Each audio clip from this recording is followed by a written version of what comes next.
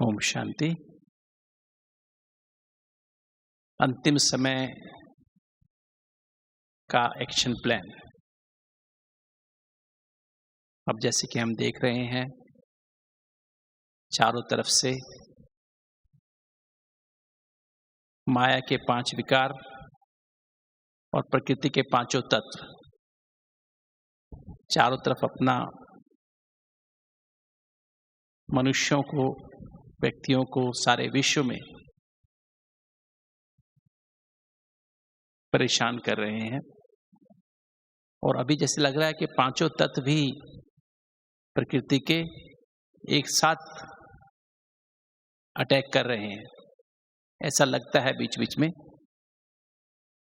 और माया के 5 विकार आज देखें तो बचपन, जवानी, बुढ़ापे, सभी तरफ। आज बाबा ने भी इस तरह मुरली में इशारा किया। 80 साल की, 70-80 साल की उम्र में ही व्यक्ति जो है विकारों को नहीं छोड़ पाते हैं। और आज का गीत भी मुरली का क्या था? ये वक्त जा रहा है, करना है जो कर ले। तो अभी हमको जागना है, अलर्ट होना है, समय प्रमाण अपने आप को हमें उस अंतिम पेपर के लिए तैयार करना है।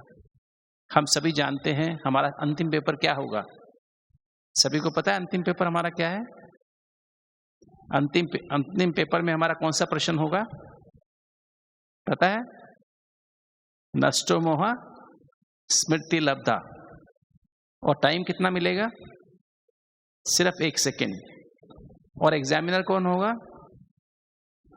हम स्वयं, बाबा नहीं, हम स्वयं ही एग्जामिनर हैं।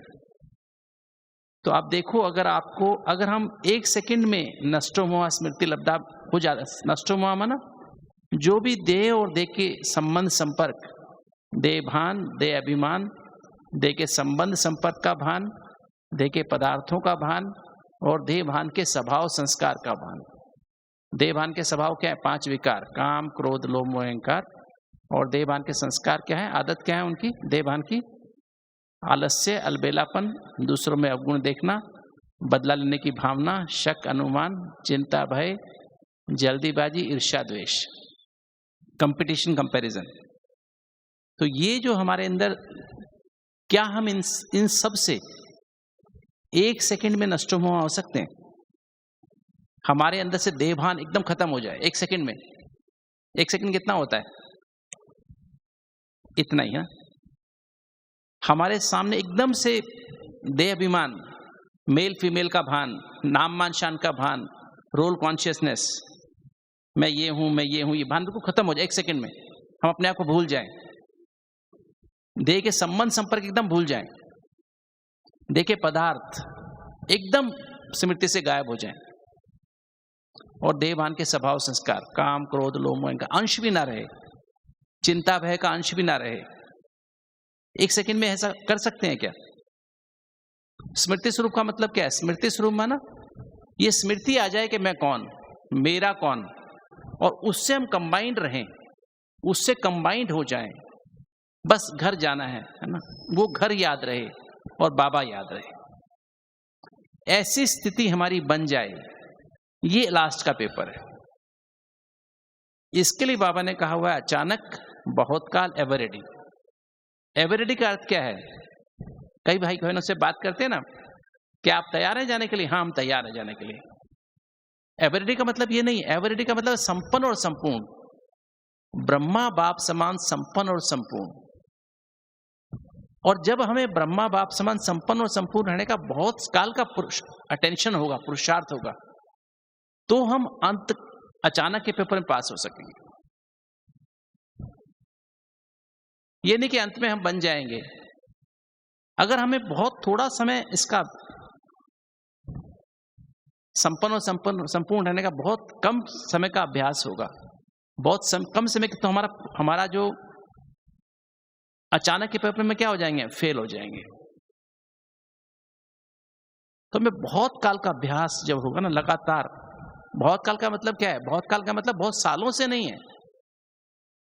बहुत काल का मतलब है श्वासों श्वास, हर सेकंड, हर संकल्प, हर बोल, हर कर्म, हर संबंध संपर्क में जब इसका अभ्यास हो जाएगा। किसका अभ्यास? संपन्न और संपूर्ण रहने का अभ्यास, तब हम अचानक के पेपर में पास हो सकेंगे। और अचानक का पेपर क्या होगा? नष्टो मोह स्मृति लब्धा। 1 सेकंड हम निरंतर स्मृति स्वरूप रहने की, अर्थात इसका अर्थ क्या है? जब हम निरंतर स्मृति स्वरूप रहने के अभ्यासी बन जाएंगे, चलते फिरते उठते बैठते श्वासों श्वास, हर बोल में, हर कर्म में, संबंध संपर्क में आते, अर्थात कर्म योगी, निरंतर योगी, सहज योगी, स्वतः योगी, स्नेह संपन्न योगी, कर्म योगी, निरंतर योगी बन जाएंगे। तब हम उस अचानक के पेपर में पास हो सकते हैं। तो अभी हमको ये पेपर कभी भी आ सकता है, एनी मोमेंट, किसी समय भी आ सकता है। जैसे आज हम यूक्रेन में देखते हैं, कहीं भी मिसाइल गिर रही है ना, कहीं भी बम गिर रहे हैं, किसी को पता नहीं कब हमारे पर बम गिरेगा। अब ये हालत सारे विश्व में जा रही है, हर जगह। और अब तो कितनी तरह से मृत्यु हो रही है। तो अगर एटॉमिक वार शुरू होती है तो हालत, मैं डराने की बात नहीं कर रहा हूं, वो तो होने ही वाली है, जो कुछ होना वो तो होने ही वाला है, किंतु अब दिखाई दे रहा है, सामने दिखाई दे रहा है। किसी भी क्षण प्रॉब्लम शुरू हो सकती है। और पांचों तत्व भी नेचुरल कैलेमिटीज के रूप में वो भी तैयार है। ट्रिगर यही वॉर होगी जो कि पांचों तत्वों को हिला देगी और पांचों तत्व एक साथ आएंगे। तो अब हमको देखना है कि हम इसके लिए तैयार कैसे हों। ये तो हमारा पेपर हो गया। अब इसका हम 4 सूत्री प्लान बनाते हैं। इस जो एक्शन प्लान है उसमें हम 4 बातें लेते हैं। पहली बात, और ये एक्शन प्लान इस तरह से है, अगर हम इस अभ्यास में अभी से लग जाते हैं तो कभी भी कुछ भी हो जाए, आज भी कुछ हो जाए, रात को 10 बजे भी हो जाए, 9 बजे भी, 8 बजे भी हो जाए, तो भी हम पास हो सकते हैं। सिर्फ अटेंशन रखने की आवश्यकता है। अगर हम अभी से पूरी पुरुषार्थ में लग जाएंगे तो अभी थोड़ी देर में पेपर आ जाए तो हम उसमें पास हो सकते हैं। तो इसके हम 4 बातें समझ लेते हैं कि हमें क्या करना है। और अब वो चारों जो बातें हैं वो एक साथ ही चलने वाली हैं। ऐसा नहीं कि हम पहले एक स्टेज को पार करेंगे, फिर दूसरी स्टेज को पार करेंगे, फिर तीसरी स्टेज को, फिर चौथी स्टेज को, नहीं। हम एक साथ चारों स्टेज में, क्योंकि पुरुषार्थ सब एक साथ मिलेगा, साथ साथ चलेगा। और ये ऐसा पुरुषार्थ है जिसमें हम अगर रोज चेकिंग करते रहें, निरंतर चेकिंग करते रहें, तो इसमें हम अटेंशन और अभ्यास की आवश्यकता है, सच्ची दिल से, साफ दिल से।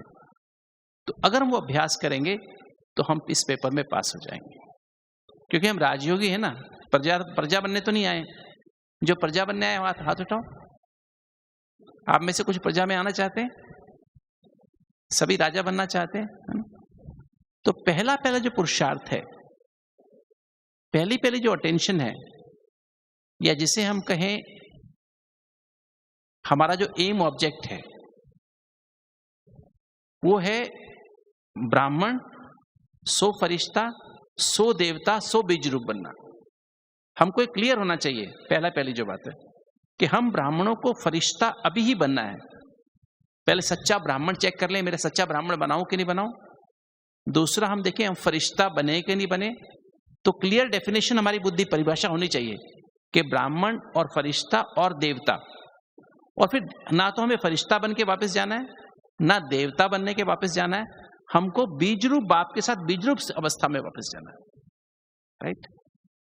क्योंकि शिव बाबा बीज रूप रहेगा तो हमको भी उसके साथ बीज रूप स्थिति को प्राप्त करना पड़ेगा, तब हम बाबा के साथ वापस जाएंगे। पर हमको फरिश्ता सो देवता यहां बनना है। ब्राह्मण सो फरिश्ता सो देवता बनने के बाद हम बीज रूप स्थिति में पहुंचेंगे और तब हम वापस जाएंगे। ऐसी अवस्था हमको प्राप्त करनी है। तो सच्चे ब्राह्मण की निशानी क्या है? सच्चे ब्राह्मण के 4 नियम और 4 मर्यादाएं सबको पता है। मैं फिर भी रिवाइज कर देता हूं आपके लिए। सच्चा ब्राह्मण वो जो पवित्र है। जो पहली मर्यादा पवित्रता, चेक कर लें कि मेरे अंदर संपूर्ण पवित्रता आई है कि नहीं आई है। संपूर्ण पवित्रता के 4, इसके भी फर्दर 4 वो हैं।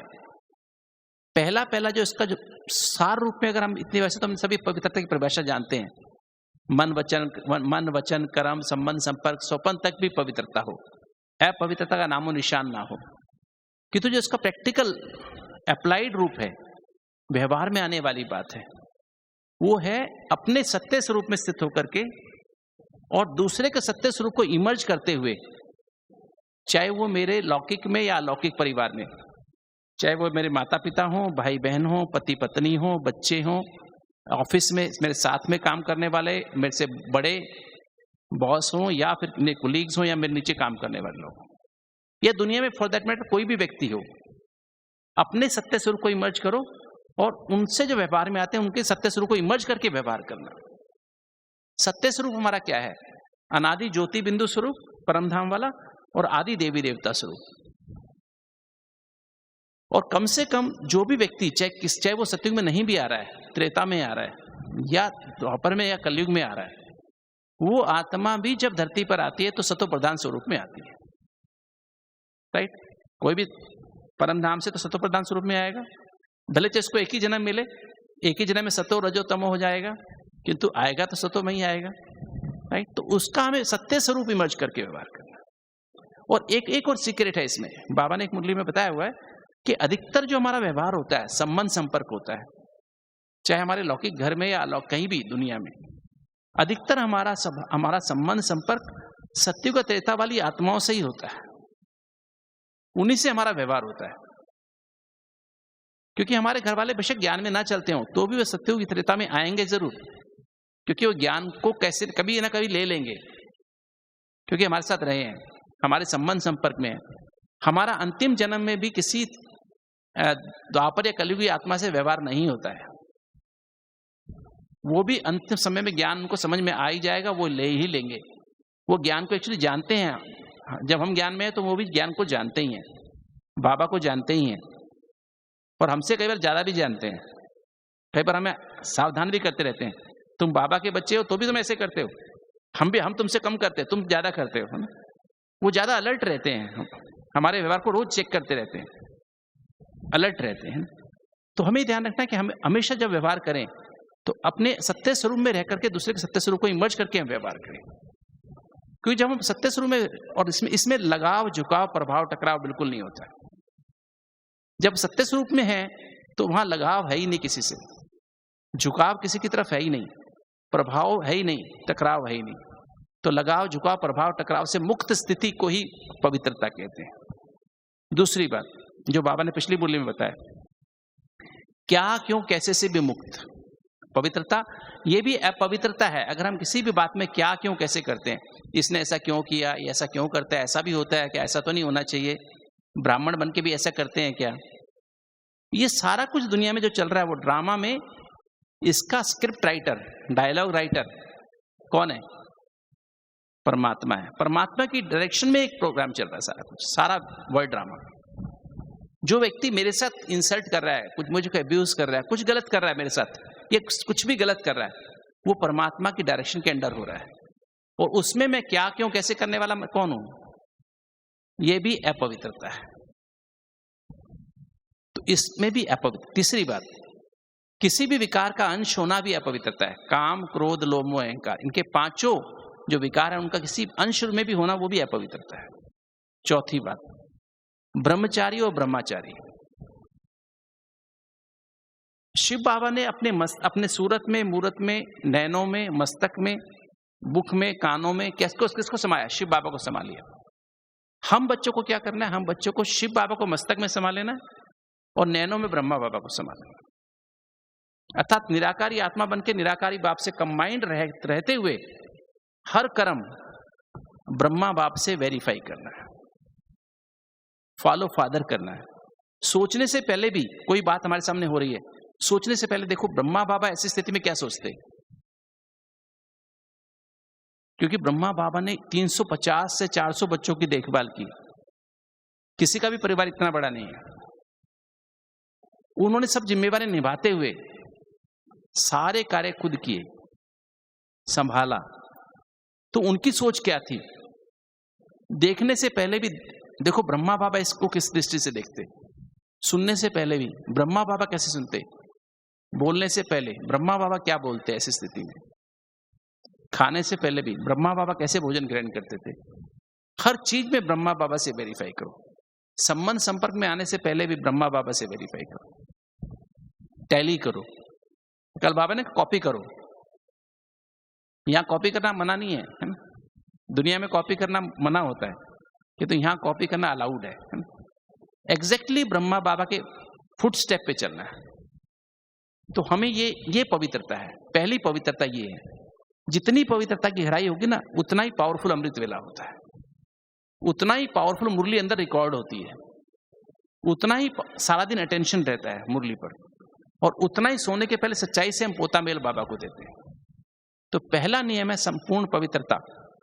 वो जो है ये ऐसी पवित्रता, 4 लेवल की पवित्रता। पहले सत्य स्वरूप में स्थित होकर सत्य स्वरूप में व्यवहार करना, अपने अनादि ज्योति बिंदु स्वरूप आदि देवी देवता स्वरूप में स्थित होकर व्यवहार करना, और उसको भी देवी, जैसे देवी देवता आपस में कैसे व्यवहार करते हैं, ऐसा व्यवहार हमारा आपस में होना चाहिए, गुणों में व्यवहार होना चाहिए, राइट। पहला। दूसरा, इसमें लगाव झुकाव प्रभाव टकराव से मुक्त। दूसरा, क्या क्यों कैसे से मुक्त। तीसरा, किससे मुक्त। तीसरा, किसी भी विकार के अंश से भी मुक्त, काम क्रोध लोभ मोह अहंकार उनके अंश से भी मुक्त। चिंता भय इसका अंश है, आलस्य अलबेलापन इसका अंश है, अर्थात इसकी आदत है। चिंता भय शक अनुमान इसकी अंश है, जल्दीबाजी करना ईर्ष्या द्वेष करना इसका अंश है ना। तो इससे भी मुक्त होना है हमको। दूसरों के अवगुण देखना भी इसका अंश है, बदलने की भावना रखना भी इसका अंश है, उससे मुझे मुक्त होना है। ये है पवित्रता। चौथा, ब्रह्मचारी और ब्रह्मचारी। शिव बाबा को मस्तक में संभालो और ब्रह्मा बाबा को नैनों में संभालो। हर चीज को ब्रह्मा बाबा के नजर से देखो, व्यवहार करो। तो ये है पवित्रता। दूसरी, शुद्ध सात्विक भोजन। मेरा भोजन चेक कर लो, अगर मेरे भोजन में कुछ भी रासिक या तामसिक है तो मैं इस लक्ष्य में नष्टो मोह स्मृति लब्धा बनने के लक्ष्य में पास नहीं हो सकता।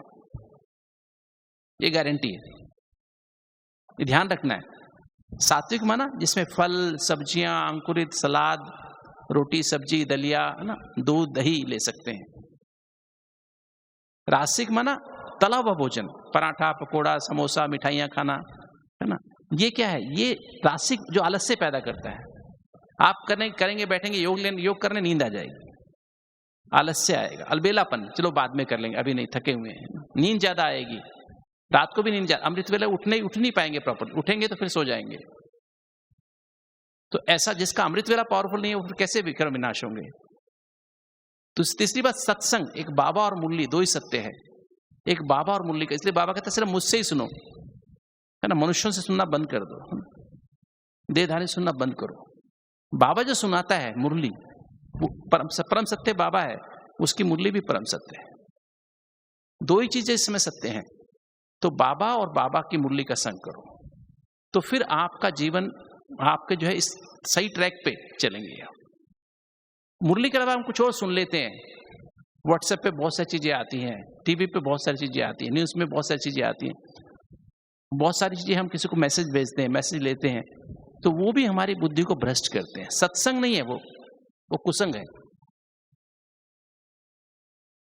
फेसबुक व्हाट्सएप ये सब चीजों से बचना है, छोड़ना है इनको। चौथी बात, दैवी गुणों की धारणा।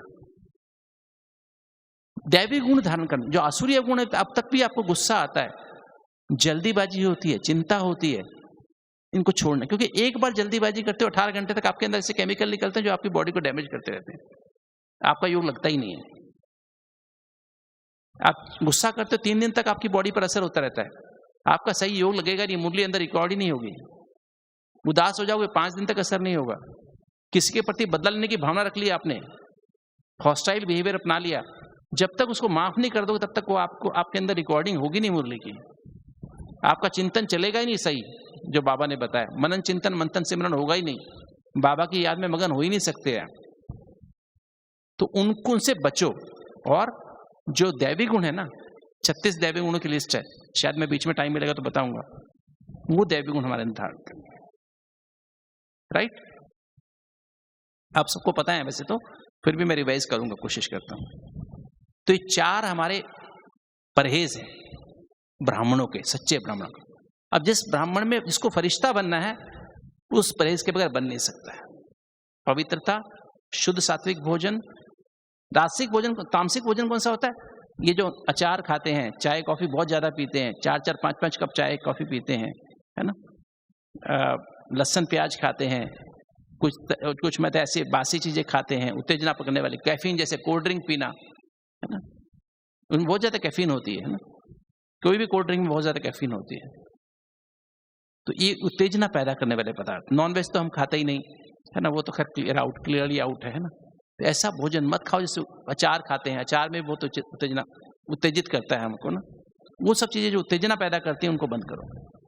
उससे आप बहुत जल्दी गुस्सा आता है, इरिटेशन बहुत जल्दी होती है, मन में शांति पैदा होती है, विचारों की स्पीड फास्ट होती है। तो ऐसी चीज खाओगे तो कैसे ही हो लगेगा। तो ये 4 चीजें पक्की। और फिर 4 परहेज। सच्चा ब्राह्मण जो, वो अमृत वेला का मिस ना करे, पावरफुल अमृत वेला, क्योंकि अमृत वेला ही विक्रम विनाश होते हैं। बीज रूप स्थिति में जाकर के और बीज रूप बाप से कंबाइंड होकर योग करना, सर्व संबंधों की अनुभूति बाप से करना, लवलीन अवस्था, आनंद की अवस्था और साकारी आकारी निराकारी की ड्रिल करना, ज्यादा समय सूक्ष्म वतन परम धाम का अनुभव करना, ये समय अमृत वेला, पावरफुल अमृत वेला। दूसरा मुरली, जो कभी मुरली मिस ना करे। नियम बना लें कि हम मुरली अंदर जब तक आत्मा का स्नान है, अमृत वेला, आत्मा स्नान हो जाता है, आत्मा का मन बुद्धि संस्कार तो स्वच्छ हो जाते हैं, और मुरली आत्मा का भोजन है। जब तक मुरली अंदर नहीं जाए ना, आत्मा को मुरली ना मिले, तब तक हम मुख में कुछ डालें नहीं। भोजन, पानी तो पी सकते हैं, पर मुख में कुछ ऐसी कैलोरी, मेरा तो नियम है, जब तक मैं मुरली ना पढ़ लूं और सुन लूं, तब तक मैं कभी भी अपने मुख में कुछ डालता नहीं हूं, कुछ खाने की चीज तभी खाऊंगा। अब जब से मैं ज्ञान में आया हूं 37 साल से, तब से बाबा की इंपॉर्टेंस मैंने समझी, बाबा कौन है, मुरली क्या है ना। ऐसा पक्का नियम बनाने की आवश्यकता है, क्योंकि कुछ दृढ़ता लानी पड़ती है, कुछ नियम मर्यादाएं बनानी पड़ती है जीवन में, तब हमारे जीवन का परिवर्तन होता है, नहीं तो परिवर्तन नहीं हो सकता है। पुराने स्वभाव संस्कार पर दृढ़ता से परिवर्तन होते हैं, नहीं तो परिवर्तन नहीं हो सकते। तीसरी बात, अमृत वेला, मुरली, और फिर अटेंशन माना जो बाबा ने कहा मुझे सारा दिन बुद्धि में वही चलना चाहिए, उसी का मनन माना मन ही मन में रिवाइज करें, चिंतन, बाबा मुझे तो ऐसा बनना ही है, जो आपने मुरली में कहा ना, जैसे आज की मुरली में बाबा ने कहा, बाबा मुझे तो ऐसा बनना ही है, मुझे तो बंधन मुक्त होना ही है ना, मुझे ऐसा करना ही है। जैसे आज का वरदान था, स्लोगन था, अंदर बजता रहे। आजकल पता है मोदी कई बार क्या करता है, आजकल मुझे बताया, एक आरएसएस के फ्रेंड ने बताया कि मोदी जी आजकल क्या करते हैं, 5 लोगों के नाम लेते हैं पीएमओ से, पीएम ऑफिस से ना, और उनके नंबर, मोबाइल नंबर लेके उनको अचानक फोन कर देते हैं सुबह सुबह। वो फोन आपके पास भी कभी आ सकता है, तो वो आपसे कुछ बात कहते हैं। अगर आपको बाई चांस फोन आ जाए मोदी का कि आपको कुछ बात करें, वो कुछ, आप कैसे हैं, आप ऐसे करना, ये करना, वो करना, व्हाटएवर, तो आप 50 लोगों को कम से कम बताएंगे मोदी ने मुझे ये कहा। और जो मोदी का भी बाप ने हमें कहा, वो हम 50 लोगों को बताते हैं क्या? आज की मुरली है ना, सर्विस करते हैं क्या? मोदी की बात मुझे याद रहेगी, किंतु बाबा ने क्या कहा सुबह से लेकर रात तक, उसको मैं बार बार मेरी बुद्धि में बसती क्या वो बात? नहीं, क्या समझते हैं आप? बसती क्या? बाबा ने आज का वरदान अंदर बज रहा है क्या सुबह से? दिल की तपस्या द्वारा संतुष्टता का सर्टिफिकेट प्राप्त करने वाले सर्व की दुआओं के अधिकारी भव, आज का स्लोगन अंदर बज रहा है क्या? आज का अव्यक्त इशारा अंदर बज रहा है क्या? बार बार उसका स्वरूप बने हैं क्या? मनन माना अंदर मन में रिवाइज करना, चिंतन माना गहराई से, हाँ बाबा मुझे तो ऐसा बनना ही है। मंथन माना कैसे बनना है बाबा मुझे बताओ, मक्खन निकाल के बाबा देवे। सिमरन माना उस मक्खन कार्य में लगाओ, कर्म योगी बन के हर कार्य में उसको यूज करना और फिर मगन हो जाना। यही तो योग है, यही तो तपस्या है। तो ऐसी स्थिति मेरी बनी है क्या? तो सारा दिन श्वासों श्वास ब्रह्मा बाबा का ये पुरुषार्थ था। अमृत वेले से लेकर रात तक बाबा मगन रहते थे, बस सारा दिन समाये रहते थे। तो ये सारा दिन अटेंशन और अभ्यास, बाबा ने जो कहा मुझे वो कर्म करना है। और चौथी बात जो है वो सोने के पहले वेंटिलेशन, अर्थात मुझे बाबा को हर बात बतानी है।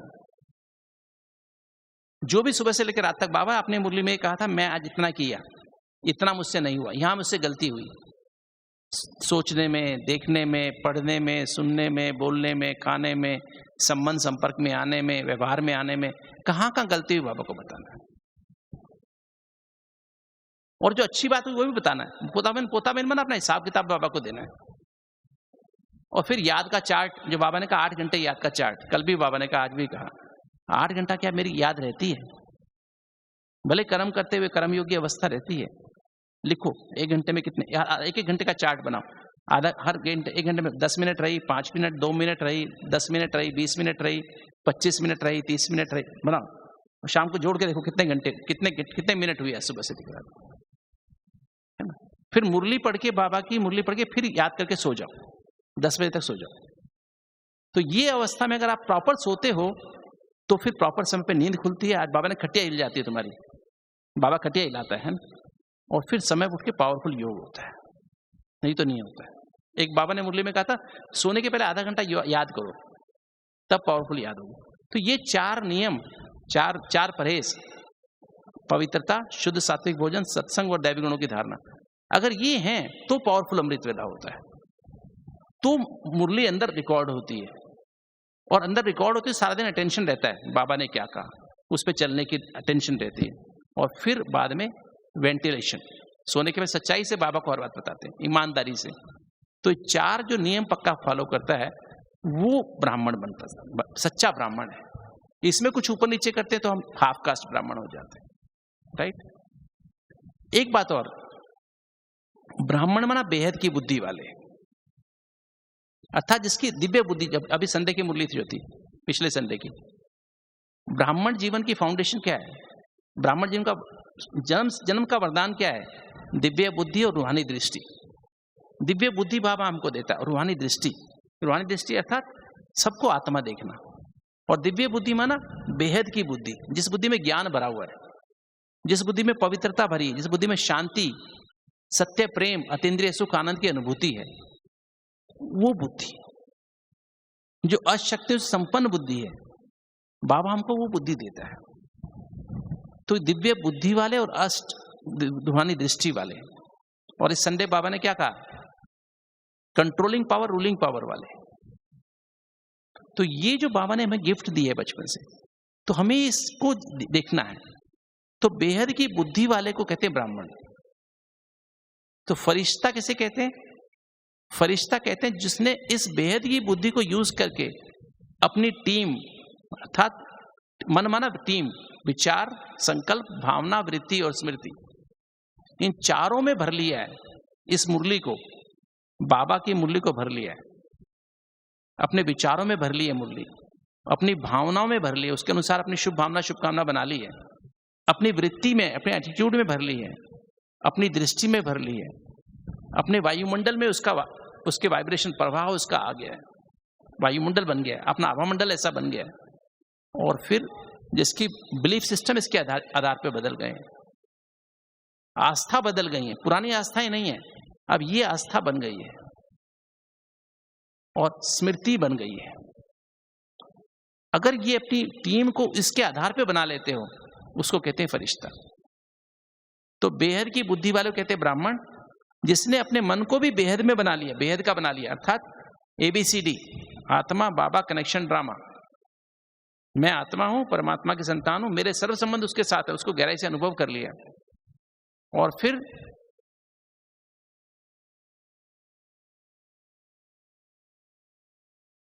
ड्रामा, जो बीत गया उसको बिंदु लगा दिया, सेकंड में फुल स्टॉप लगा दिया, जो हुआ अच्छा हुआ।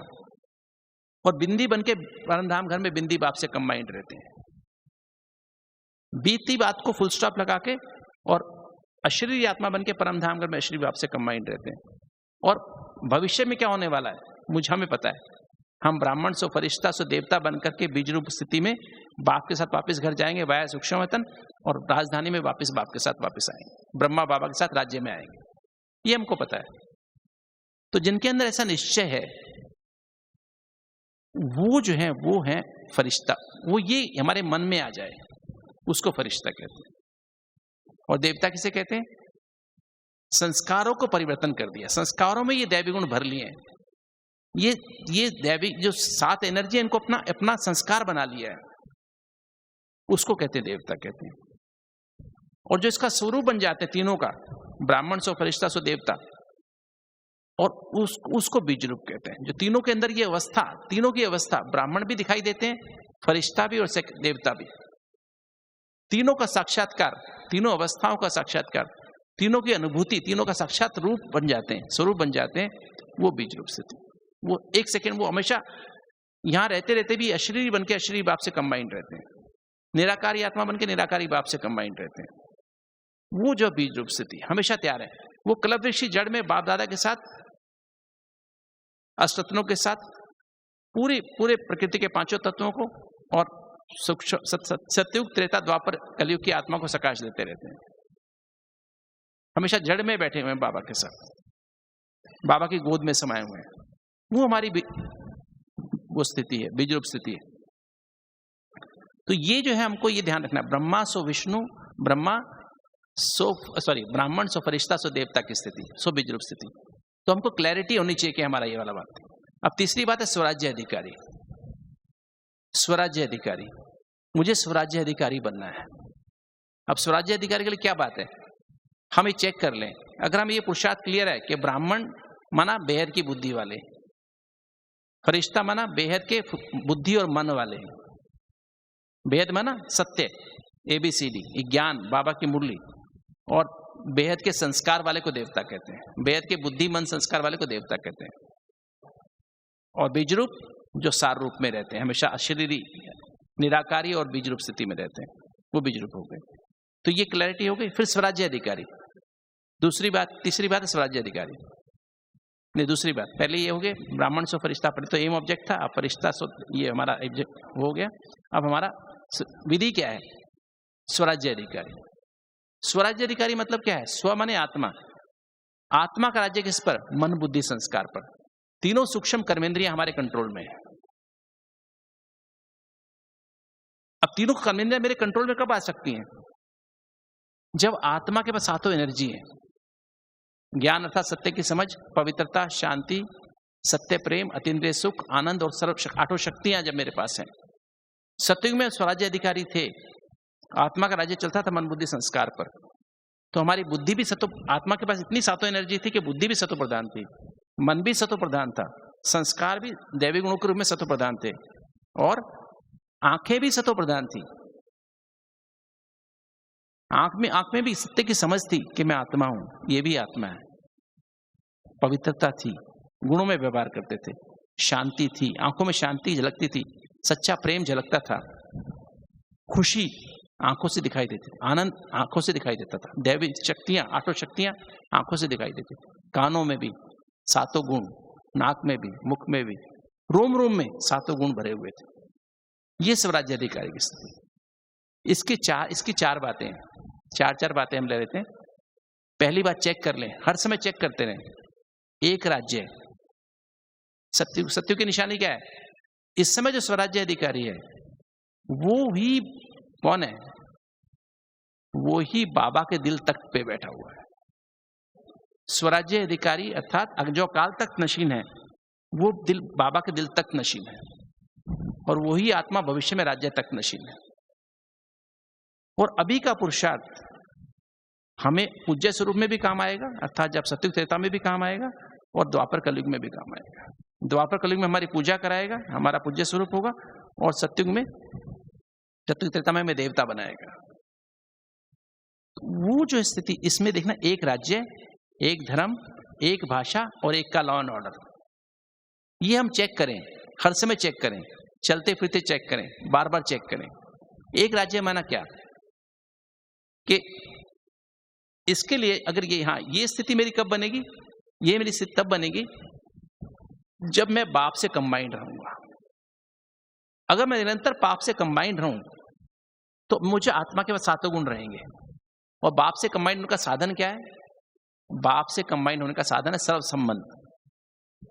अगर मैं सर्व संबंध मैंने बाप के साथ अनुभव कर लिए हैं, बाप के साथ सच्ची दिल से महसूस करके मैं अनुभव की अथॉरिटी बन गया हूं।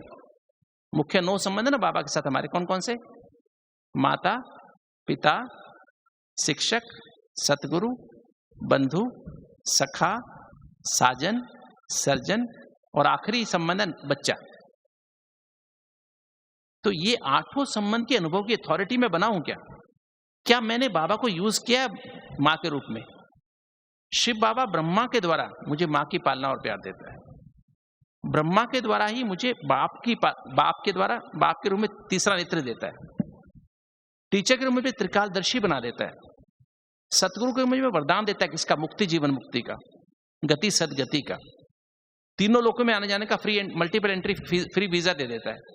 जब चाहे मैं सूक्ष्म वतन में जाऊं, जब चाहे परम धाम में जाऊं, जब चाहे सुख धाम में जाऊं। बंधु के रूप में क्या करता है बाबा? मेरे सारे बोझ ले लेता है। बड़ा भाई है ना, कहता है सारे लौकिक अलौकिक बोझ मेरे को दे दो। सखा के रूप में मेरे मन में जो भी टेंशन है ना, जो भी कुछ गलत हो गया जाने अनजाने, बाबा को शेयर कर दो, हर बात शेयर कर दो। साजन के रूप में सजा देता है दैवी गुणों से। साजन का क्या काम होता है? सजाना, कपड़ों से, गहनों से सजाना। तो बाबा क्या करता है हमको? सोमान से, सोमान टाइटल, सोमान से, और ड्रेस और गहने। कौन से? कौन से गहने? दैवी गुण, 36 दैवी गुण सजा देता है। सर्जन के रूप में क्या करता है बाबा हमको? हमारे अंदर सूक्ष्म सूक्ष्म कमजोरियां जो रोज निकलती रहती है, उनको ऑपरेशन करता रहता है, निकालता रहता है। और जब 8 संबंध की अनुभूति गहरी हो जाती है, तब बाबा हमारा बच्चा बन सकता है। तब हम बच्चे की अनुभूति बाबा से कर सकते हैं। और माया इसी रूप में आती है।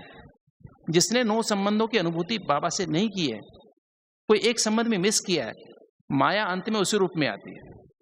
लास्ट में पेपर, जब लास्ट का पेपर होगा ना, उसमें अगर आपने बाबा से सखा का अनुभव नहीं किया है, तो एक सामने आपका कोई बचपन का दोस्त आपके सामने आके खड़ा हो जाएगा और हम फेल हो जाएंगे।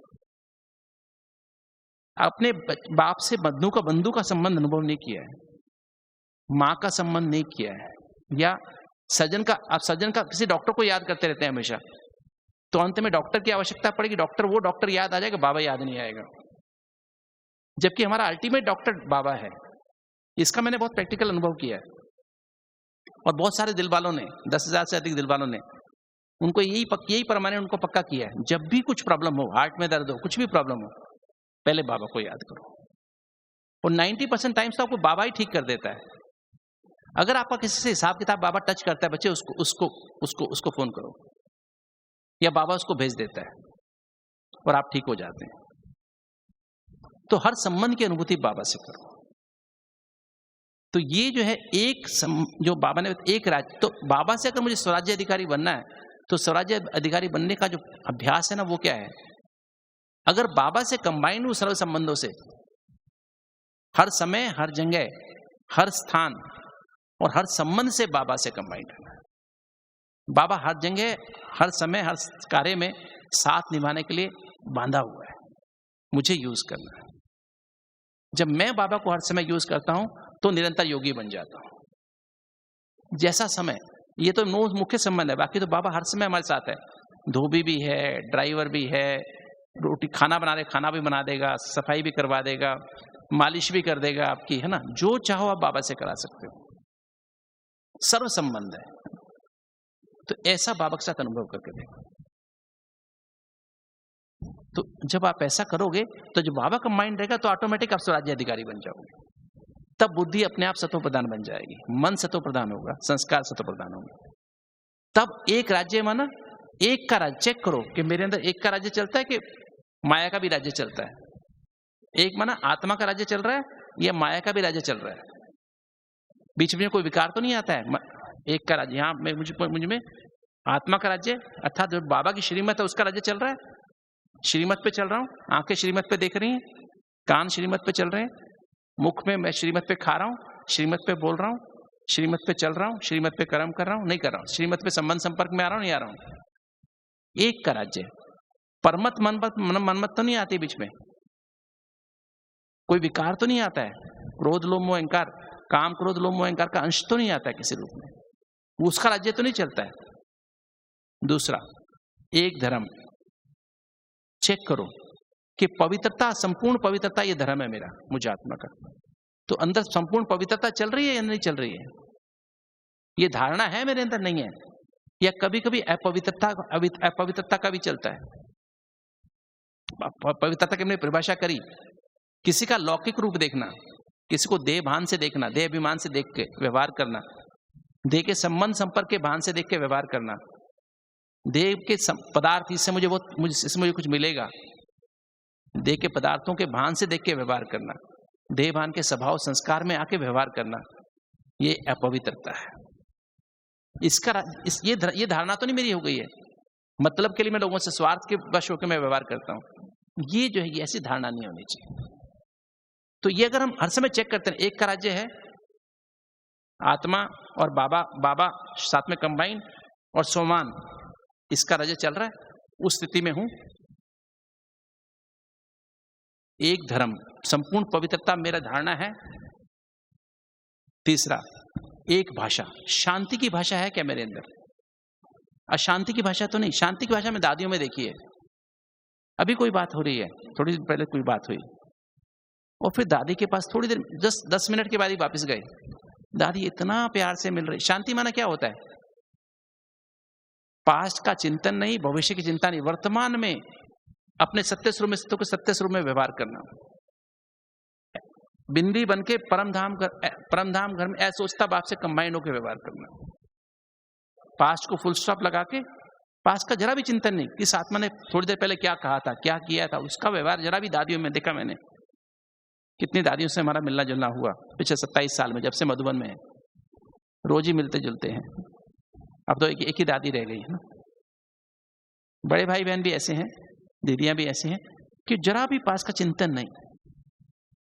वर्तमान में जाओ तो बस ऐसे दादी मिल रही, बहुत प्यार से, आत्मिक स्वरूप से मिल रही है, जरा भी पास की बात नहीं, तुमने ऐसा किया, चिंतन भी नहीं। कोई बाई चांस कह भी दे तो नहीं, बस वो प्यार मोहब्बत ऐसे एकदम जैसे, सिर्फ वर्तमान। इसे कहते हैं शांति। शांति ये भाषा, शांति की भाषा, इसमें प्यार समाया हुआ। प्यार माना accepting people as they are. कोई कैसा भी है, कोई कैसा भी है, कैसा भी किसी भी भाव से आया, उसको एक्सेप्ट करके शांति में उसको रूहानियत से उसको व्यवहार कर रहे हैं। अतीन्द्रिय सुख माना संतुष्टता की फीलिंग। ड्रामा से संतुष्ट, स्वयं से संतुष्ट, बाप से संतुष्ट, ड्रामा से संतुष्ट और परिवार से संतुष्ट। चारों प्रकार की संतुष्टता, इसको बोलते सुख, अतीन्द्रिय सुख। तो वो सुख हमारे अंदर है क्या? वो व्यवहार हमारे में है क्या? तो ये हमारा भाषा। और फिर एक का लॉ एंड ऑर्डर। एक का लॉ क्या है? श्रीमत का लॉ। क्या मेरे अंदर श्रीमत का लॉ है? सब जगह, मन में, बुद्धि में, संस्कार में, देखने में, सुनने में, बातें वही हैं, रिपीटिशन है ना। और ऑर्डर माना क्या मेरे अंदर पवित्रता की व्यवस्था है, शांति की व्यवस्था है, सच्चे प्रेम की व्यवस्था है, अतीन्द्रिय सुख की व्यवस्था है, आनंद की व्यवस्था है, आठों शक्तियों की व्यवस्था है। ये ऑर्डर अगर हम हर समय चेक करते रहें, किस बात को? कि मैं बाप से कंबाइंड हूं, बाप ने जो सम्मान दिया उसमें टिका हुआ हूं, उसमें टिक के व्यवहार करता हूं, और फिर इसको हम प्रैक्टिकल में ले आए।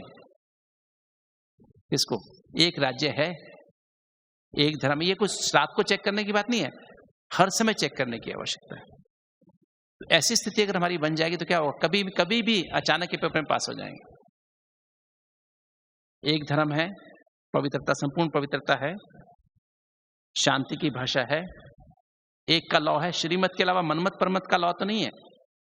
ऑर्डर, पवित्रता का ऑर्डर है, व्यवस्था है अंदर, शांति की व्यवस्था है, सच्चे प्रेम की व्यवस्था है, स्वार्थ का प्रेम तो नहीं है, अतीन्द्रिय सुख की व्यवस्था है, आनंद की व्यवस्था है, सत्य को परखने की शक्ति की व्यवस्था है, यथार्थ निर्णय करने की शक्ति की व्यवस्था है, विस्तार को सार में लाने की शक्ति की व्यवस्था है, मन बुद्धि को समेट के अशरीरी आत्मा बन के परम धाम घर में अशरीरी बाप से कंबाइन होने की व्यवस्था है मेरे अंदर। मैं कभी भी एक सेकंड में उड़ जाऊं परम धाम में, सूक्ष्म वतन में बाप दादा की गोद में पहुंच जाऊं कभी भी, ये अंदर व्यवस्था कायम है। सहन करने की शक्ति की व्यवस्था है, समाने की शक्ति की व्यवस्था है, सामना करने की शक्ति की व्यवस्था है, सहयोग करने की शक्ति की व्यवस्था है। ये ऑर्डर मेरे अंदर होना चाहिए। तो ये हमारे स्वराज्य अधिकारी की स्थिति। और चौथी बात है, ये स्थिति मेरी निरंतर बनी रहे, उसके अंदर क्या चाहिए? उसके अंदर चाहिए अंदर अटेंशन चाहिए। किस चीज का अटेंशन चाहिए? ये स्थिति सदा कैसी बनी रहेगी? जब तक 63 जन्मों के पाप कर्म भस्म नहीं होंगे तब तक नहीं बन सकती। मुझे साइलेंस पावर जमा करनी पड़ेगी। इसका मंत्र है मनमना भव। साइलेंस पावर जमा करने का मंत्र कौन सा है? मनमना भव। विकर्मों पर 63 जन्मों के पाप कर्मों पर विजय पाने का मंत्र क्या है? 63 जन्मों के पाप कर्म को भस्म करने का मंत्र क्या है? मनमना भव। और यंत्र कौन सा है? दिव्य बुद्धि। इसका मेन स्विच कौन सा है? इसका मेन स्विच है सच्ची दिल साफ दिल। राइट? सच्ची दिल साफ दिल किसे कहते हैं? विस्तार में नहीं जाता हूं। सच्ची दिल माना जिस दिल में एक बाप के सिवा कोई दूसरा ना हो, जिसने सर्व संबंधों की अनुभूति बाप के साथ की हो, किसी और देहधारी की उसे आवश्यकता ना हो। ब्राह्मण परिवार है, सबको रिगार्ड देना है, सबसे मिलजुल के रहना है, वो ठीक है, किंतु मेरी बुद्धि में, दिल में एक बाप ही मेरी दिल में है। सर्व संबंधों से मैंने उसको, जब भी मुझे आवश्यकता होती है मैं बाप को याद करता हूं। एक नामी है। एकांतवासी हूं, एकाग्रता है, एक नामी है, वैध से इकोनॉमी है, और तब एक स्थिति बनती है, तो उसको बोलते सच्ची दिल। अगर दिल में किसी और को बसाया, किसी देहधारी को बसाया, तो सच्ची दिल नहीं है, चाहे वो लौकिक हो चाहे अलौकिक हो। दिल में सिर्फ एक बाबा के अलावा कोई और दूसरा ना हो, सच्ची दिल वो है। साफ दिल माना जिस दिल में श्रीमत के अलावा मनमत परमत ना हो। सिर्फ श्रीमत माना बाबा की मुरली, अर्थात बाबा और बाबा की मुरली जिसके दिल में बसी हुई है, वो सच्ची दिल साफ दिल है। ऐसी जिसके अंदर ये बुद्धि बनी हुई है, वो बुद्धि ऑटोमेटिक पवित्र है। वो दिल ऑटोमेटिक पवित्र है। वो दिल में अपने आप शांति है। वो दिल में सच्चा प्रेम है, क्योंकि बाबा प्यार का सागर है, बाबा शांति का सागर है, बाबा सच्चे प्रेम का सागर है, बाबा अतीन्द्रिय सुख का सागर है, बाबा आनंद का सागर है। तो जिस दिल में निरंतर बाप के वो इसमें समाया रहता है, कभी ज्ञान के सागर में, कभी पवित्रता के सागर में, कभी शांति के सागर में, अर्थ सहित सच्चे प्रेम के सागर में, अतीन्द्रिय सुख के सागर में, आनंद के सागर में समाया रहता है। और जिसने अतीन्द्रिय सुख आनंद का अनुभव कर लिया है, जिसने अतीन्द्रिय सुख आनंद का अनुभव कर लिया है, उसकी दिव्य बुद्धि की ट्रिगर हो जाती है। दिव्य बुद्धि माना जागृत हो जाती है, या कहें तीसरी आंख खुल जाती है, सत्य को परखने की शक्ति जागृत हो जाती है। ये आंख नहीं, तीसरी आंख, सत्य को परखने की शक्ति, ज्ञान की तीसरी आंख खुल जाती है। जिसकी ज्ञान की तीसरी आंख खुल जाती है, उसकी निर्णय शक्ति दिव्य हो जाती है या यथार्थ हो जाती है। और ऐसी आत्मा विस्तार को सार में ले आती है। अपने मन बुद्धि को, जैसे मैं शुरू में कहा, अपनी मन बुद्धि को इस देह और देह की दुनिया समेट के बिंदी आत्मा बन के, और सूक्ष्म शरीर माना क्या? मन मना भव हो जाता है। सूक्ष्म शरीर माना पवित्र बुद्धि, सूक्ष्म शरीर माना पवित्र मन, पॉजिटिव टीम, तो वो सूक्ष्म शरीर बन जाता है। सारा दिन उसकी बुद्धि में क्या चलता रहता है? बाबा की मुरली चलती रहती है। मुरली का मनन, चिंतन, मंथन, सिमरन चलता रहता है। वही विचार, वही भावना, शुभ रूहानी वृत्ति, रूहानी दृष्टि, रूहानी वायुमंडल बनता रहता है। और रूहानी बिलीफ सिस्टम्स और रूहानी स्मृतियां रिकॉर्ड होती रहती हैं। अंदर रिकॉर्डिंग सारी जिस्मानी बदल के रूहानी बदलती जाती है। तो सूक्ष्म शरीर तैयार होता रहता है, लाइट का शरीर बनता रहता है, जिसमें ज्ञान भरा हुआ है, ज्ञान की लाइट और माइट भरी हुई है, वो सूक्ष्म शरीर। और दिव्य बुद्धि तैयार हो गई, पहले से बन गई। और संस्कार, ये जो 4 बातें थी ना, 4 और 4 मर्यादा, 4 नियम, ये आदत पड़ जाती है, संस्कार बन जाता है, ये हमारी ड्रेस बन जाती है सूक्ष्म शरीर की। तो इस सूक्ष्म शरीर के साथ सूक्ष्म वतन में बाप दादा की गोद में पहुंच जाता है। सर्व संबंधों के महीन सार वाली याद से हम सूक्ष्म वतन में बाप दादा की गोद की अनुभूति करते हैं, और बाबा से रूह रिहान करते हैं, बाबा से बातचीत करते हैं, और वहां से भी मन बुद्धि को समेट के बिंदी मन के बिंदी बाप से कंबाइंड हो जाते हैं, अशरीरी बाप से। तो उस समय क्या होता है, इसमें जो पहली स्थिति ना, जो मैंने बात की पहले, वो जो है साइलेंस की स्थिति है। जब हम देवभान देहाभिमान की बातें करते हैं, देह के संबंध, संपर्क, देह के पदार्थ, विचारों की स्पीड फास्ट हो जाती है। और जब हम पवित्रता, शांति और प्रेम का व्यवहार करने लगते हैं आपस में, तो विचारों की स्पीड स्लो हो जाती है। इसको हम साइलेंस कहते हैं। जब हम देहभान देह अभिमान के अंदर आके बातें करते हैं, देह के संबंध संपर्क की बातें करते हैं, विचारों की स्पीड 35-40 हो जाती है। और जब हम पवित्रता शांति प्रेम की बातें कर रहे होते हैं, उसमें व्यवहार कर रहे होते हैं, तो हमारे संकल्पों की स्पीड 5, 6, 7, 8 हो जाती है। 5, 6, 7, 8 हो जाती है। तो साइलेंस हो गए ना, 35 से कहाँ आ गए हम? 8 पे आ गए, 7 पे आ गए, 6 पे आ गए, 5 पे आ गए। इसको बोलते हैं साइलेंस। पवित्रता शांति और प्रेम में व्यवहार करना, इसको बोलते हैं साइलेंस।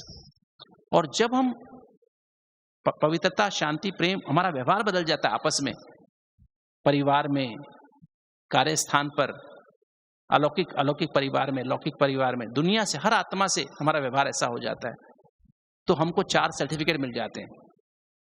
ज्ञान अंदर आ गया, समझ आ गई, ज्ञान का स्वरूप बन गए, तो स्व से संतुष्टता का सर्टिफिकेट मिल गया। पवित्रता में हम व्यवहार कर रहे हैं तो बाप से संतुष्टता का सर्टिफिकेट मिल जाता है। शांति से व्यवहार कर रहे हैं तो हमें ड्रामा से संतुष्टता का सर्टिफिकेट मिल जाता है। और सबसे जब पवित्र प्यार से व्यवहार कर रहे हैं तो परिवार से संतुष्टता का सर्टिफिकेट मिल जाता है। और 4 जगह से हमें एनओसी मिलता है, नो ऑब्जेक्शन सर्टिफिकेट मिलता है, तो हम अपने सूक्ष्म शरीर के साथ सूक्ष्म वतन में एंटर कर सकते हैं, बाप दादा की गोद में पहुंच जाते हैं। और ये स्थिति अतीन्द्रिय सुख की अनुभूति कराती है। इसको बोलते हैं स्वीट साइलेंस। और बाप दादा की गोद में हम क्या करते हैं? भिन्न भिन्न संबंधों की अनुभूति करते हैं, माता पिता, शिक्षक, सतगुरु, बंधु, सखा, साजन, सज्जन, बच्चा, और भी कुछ बात करते हैं, बाबा से बातचीत करते हैं, बाबा से रूढ़ ज्ञान करते हैं, बाबा से भिन्न भिन्न, हमें बहुत प्यार मिलता है, हमें हर तरह का मिलन का अनुभव होता है। और जब संतुष्टता आती है तो इच्छा मात्र अविद्या की स्थिति आती है, तो हम बाप में लवलीन हो जाते हैं। लवलीन हो जाते हैं, इसको आनंद कहते हैं। तो अतीन्द्रिय सुख आनंद की जो स्थिति है वो कैसी स्थिति है? स्वीट साइलेंस की स्थिति है। इसमें संकल्प कितने? 2-3 हो जाते हैं। 3 माना अतीन्द्रिय सुख, 2 माना आनंद, मैं और बाबा। और मैं और बाबा संबंध तो अतीन्द्रिय सुख, मैं और बाबा दो संकल्प, तो क्या हुआ? इसको बोलते हैं स्वीट साइलेंस। और जब आप ऐसी स्थिति में होते हैं, बाबा के साथ अनुभव कर रहे होते हैं, तो वहां से फिर बिंदी बन के परमधाम घर में अशरीर बन के अशरीर बाप से कंबाइंड हो जाता है। इसको बोलते हैं डीप साइलेंस। विक्रम विनाश होने लगता है, करंट ऐसे आने लगती है हमारे अंदर, ऐसे केमिकल निकलने लगते हैं, ऐसे न्यूरोट्रांसमीटर्स निकलने लगते हैं, एंडोर्फिन्स, एनकेफेलिन्स निकलने लगते हैं कि हमारी जो दर्द है ना, तकलीफ की, शरीर के कर्म भोग सूली से कांटा बन जाते हैं। हमें दर्द फील ही नहीं होती, कोई हमारी इंसल्ट करता है हमको फील ही नहीं होती। हमारा इतना बड़ा हवामंडल बन जाता है कि हमें कोई फील ही नहीं होता है। इंसल्ट करने वाला भी लगता है कि हमें हमारी महिमा कर रहा है, और पास आकर के वो आदमी खुद ही बदल जाता है। जैसे बाबा के सामने आते थे ना, वो जो कहना था भूल ही जाते थे, कुछ गलत भी करने आते थे, बाबा को लाइट देख के दूर चले जाते थे, ये बाबा के पैरों में गिर जाते थे। दादी के सामने भी ऐसा ही होता था। तो ऐसी इसको बोलते हैं, हम अंदर डीप साइलेंस माना अंदर सहन कर रहे हैं, कर्म योगी बनकर के अपने कर्म भोग को चुकतू कर रहे हैं, अंदर हम उस पाप कर्म को खत्म कर रहे हैं। सहन करने की शक्ति आ जाती है, समाने की शक्ति आ जाती, बोलने की भी आवश्यकता नहीं है, सामना और भी प्रॉब्लम्स आने वाली हैं, सामना करने की शक्ति आ जाती, और उनको मदद करने की सहयोग भी करते हैं, जो हमसे गलत करते हैं उनको भी सहयोग करते हैं, तो हमारे विक्रम विनाश होने लगते हैं। इस जन्म के जो 84वां जन्म है ना, दिव्य जन्म, इसमें भी गलतियां हुई हैं, उससे पिछला जन्म 83वां जन्म, उसकी गलतियां हमें माफ होने लगती हैं, वो विक्रम विनाश होने लगते हैं। और जब ऐसी स्थिति होती है, 8 शक्तियां अंदर आ जाती हैं, तो 7 एनर्जी का बैलेंस हो जाता है। और 7 एनर्जी का बैलेंस होने से क्या होता है? हमारे अंदर हीलिंग एनर्जी पैदा होती है, और हमारी निराकारी स्थिति बन जाती है। और जब निराकारी आत्मा निराकारी बाप से कंबाइंड होती है, तो ज्वालामुखी शक्तिशाली योग अग्नि जागृत होती है, और उससे क्या होता है? हमारे पिछले 61 जन्मों के पाप कर्म भस्म होने लगते हैं, और खाली मेरे नहीं, दूसरों के भी, आसपास में भी। मैं निर्विघ्न बन जाता हूं, विघ्न विनाशक भी बन जाता हूं। तो ये प्रोसेस चल रहा है साथ साथ। पर ये जो प्रोसेस जो बताया ना, जैसे अभी हमने बात की पिछले, एक राज्य, एक धर्म, एक भाषा, एक का लॉ एंड ऑर्डर, ये अंदर स्थापन होता जा रहा है। वो वहां में थ्योरेटिकल बात की, अब स्थापन अपने आप हो रहा है, क्योंकि विक्रम विनाश हो रहे हैं। अब माया आती नहीं है, अब पवित्रता के अलावा अपवित्रता आ नहीं सकती है, शांति के अलावा अशांति नहीं आ सकती है, श्रीमत के अलावा मनमत परमत नहीं आ सकते। विक्रम विनाश हो गए ना, अब विक्रम विनाश होते जा रहे हैं, ये अंदर डेवलप होता जा रहा है, तो ये स्थिति हमारी बनती जाती है। तो इस तरह से जब हमारे विक्रम विनाश होते जाते हैं तो ऑटोमेटिक हमारे अंदर एक राज्य, एक धर्म, एक भाषा, एक का लॉ एंड ऑर्डर स्थापन होता जाता है। तो हमारी ऐसी स्थिति बनती जा रही है। तो विक्रम विनाश होने से हमें ही फायदा होता है। तो इस तरह से जब हमारी स्थिति बनती जाती है तो इससे हमारे अंदर क्या होता है, इससे हमारे अंदर जो स्मृतियां जो अंदर परमानेंट रिकॉर्ड होने लगती हैं और उसके आधार पे हमारा व्यवहार, हमारा जो देखना, सुनना, बोलना, खाना पीना, उसमें दिव्यता आने लगती है, दैवी गुण आने लगते हैं, सातों एनर्जी भरपूर हो जाती है अंदर। जब हम जो कर्म करते हैं ना, वो कर्मों में दैवी गुण, सर्वगुण संपन्न 36 के 36 गुण अंदर आने लगते हैं। संपूर्ण निर्विकार 16 क्लास हर गुण में 100% होने लगते हैं। संपूर्ण निर्विकारी माना देवान का अंश भी खत्म हो जाता है। मर्यादा, जब हर अवगुण का अंश खत्म हो जाता है तो क्या होता है, मर्यादा संपन्न बन जाते हैं। मर्यादा पुरुषोत्तम, अहिंसा परमो धर्म, अर्थात हिंसा का कोई हिंसा का भी अंश भी नहीं रहता है। तो प्रैक्टिकली हमारी स्थिति देवता स्वरूप की स्थिति आने लगती है। और जब ऐसी स्थिति आती है तो फिर ऑटोमेटिक ब्राह्मण सो फरिश्ता सो देवता, और अंत में हमारी बीज, क्योंकि हम संपूर्ण एकदम फल तैयार हो गया तो बीज अपने आप प्रत्यक्ष होने लगता है हमारी, अर्थात हम निरंतर ये तीनों स्थिति को समा करके बीज रूप स्थिति बनने लगती है। और फिर हम कल्पवृक्ष जड़ में हमारा व्यवहार, चेहरा और चलन और व्यवहार, आहार विहार प्रैक्टिकली परिवर्तन हो जाता है। हम कर्मेंद्रिय जीत, माया जीत, प्रकृति जीत और विकर्मा जीत, कर्मातीत, लाइट हाउस बन के कल्पवृक्ष जड़ में बीज रूप बन करके बाबा के साथ कंबाइंड रह करके अष्टतत्वों के साथ प्रकृति के पांचों तत्वों को और सत्यु की आत्माओं को, सत्यु की रॉयल फैमिली और सत्यु की रॉयल प्रजा और सत्यु की साधारण प्रजा और त्रेता की रॉयल फैमिली और त्रेता की रॉयल प्रजा और रॉयल साधारण फैमिली, और फिर ऐसे द्वापर कलयुग की तो ऑटोमेटिक, क्योंकि हम तने में है ना, ऑटोमेटिक सारे परिवार को, सारे कल्पवृक्ष को सकाश पहुंचता रहता है। तो ये एक्शन प्लान अगर हम ध्यान रखें, पहला हम ब्राह्मण सो फरिश्ता सो देवता सो बीज रूप स्थिति का एक्शन अपना बुद्धि में रखें। दूसरा हम अपना ये जो दूसरा बताया स्वराज्य अधिकारी माना, एक धर्म, एक राज्य, एक धर्म, एक भाषा और एक का लॉ एंड ऑर्डर। और तीसरा अपना जो है हम 63 जन्म के पाप कर्म भस्म करने के लिए साइलेंस पावर। पहला साइलेंस, पवित्रता, शांति, प्रेम, डीप स्वीट साइलेंस, अत्यंत सुख, आनंद की अनुभूति, और फिर डीप साइलेंस, अशरीरी स्थिति से अशरीरी बनकर के वाप से वहाँ कंबाइंड रहना, अपने विकर्मों को अंदर अंदर भस्म करना, और फिर डेड साइलेंस, निराकारी स्थिति में निराकारी भाव से कंबाइंड रह के और ज्वाला स्वरूप शक्तिशाली योग जागृत करके अपने भी विक्रम विनाश करना, दूसरों को भी करना। तो ये डेड साइलेंस है, भरपूरता की स्थिति है। तो इसके द्वारा हमारी बीज रूप स्थिति प्रत्यक्ष होती है और फिर हम बाप के साथ वापस 1 सेकंड में हम नष्टोमोह स्मृति लब्धा बन सकते हैं और बाप के साथ वापस जा सकते हैं। ओम शांति।